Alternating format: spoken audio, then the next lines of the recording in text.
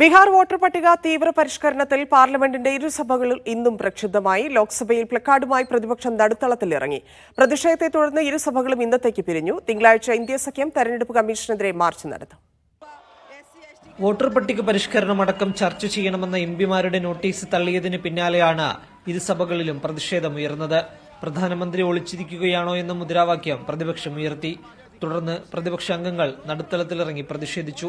ജനങ്ങളുടെ വിഷയങ്ങൾ ഉന്നയിക്കേണ്ട സമയങ്ങൾ ഇല്ലാതാക്കരുതെന്ന് പ്രതിപക്ഷത്തോട് സഭാധ്യക്ഷൻ ആവശ്യപ്പെട്ടെങ്കിലും പ്രതിഷേധം തുടർന്നു. പ്രതിപക്ഷം ചട്ടങ്ങൾ പാലിക്കണമെന്ന് JP നഡ്ഡ ആവശ്യപ്പെട്ടു. പിന്നാലെ സഭ ഇന്നത്തേക്ക് പിരിഞ്ഞു.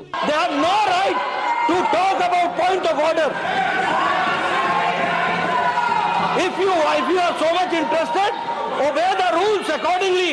Otherwise, the chair has the final and his direction is the final. നിയമങ്ങൾ എല്ലാവർക്കും ഒരുപോലെ ആയിരിക്കണമെന്നും പ്രതിപക്ഷാംഗങ്ങളെ സംസാരിക്കാൻ അനുവദിക്കാത്തത് അന്യായമെന്നും മല്ലികാർജ്ജുൻ ഖാർഗെ പറഞ്ഞു. ദളിതരുടെയും ന്യൂനപക്ഷങ്ങളുടെയും വോട്ടാണ് ഇല്ലാതാകുന്നതെന്ന് ഖാർഗെ മാധ്യമങ്ങളോട് പറഞ്ഞു. इधर के मेंबर्स अगर अपना पॉइंट ऑफ ऑर्डर उठाए तो आप कहते हैं house is not in order. वहां तो भाषण दे रहे हैं, आप उनको अलाउ कर रहे हैं. This is unfair. SIR-ൽ ചർച്ച ആവശ്യപ്പെട്ട് രാജ്യസഭാ ഉപാധ്യക്ഷന് മല്ലികാർജ്ജുൻ ഖാർഗെ കത്ത് നൽകി. വോട്ടർ പട്ടിക പരിഷ്കരണം സമൂഹത്തിലെ ദുർബല വിഭാഗങ്ങൾക്ക് ആശങ്കയുണ്ടാക്കുന്നതെന്ന് കത്തിൽ പറയുന്നു.